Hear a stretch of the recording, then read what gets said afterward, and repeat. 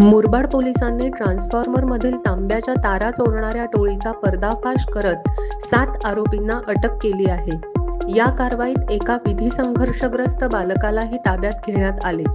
आरोपींकडून सुमारे 8,20,000 रुपयांचा मुद्देमाल जप्त करण्यात आला असून ठाणे आणि रायगड जिल्ह्यातील 13 चोरीच्या गुन्ह्यांची उकल झाली आहे. पुढील तपास मुरबाड पोलीस करत आहेत. त्याची तुम्हाला डिटेल प्रेस नोटही देतो. ट्रान्सफॉर्मर जे आहेत तांब्याचे तारा जे आहेत ते चोरणारी टोळी आहे आणि जवळपास 12 गुन्हे या गँगकडून आम्ही डिटेक्ट केलेले आहेत आणि 8,20,000चा मुद्देमाल आहे. या भागामध्ये ट्रान्सफॉर्मर चोरीचे खूप मोठे तक्रारी येत होत्या. बेसिकली अतिशय इझी टार्गेट आहे.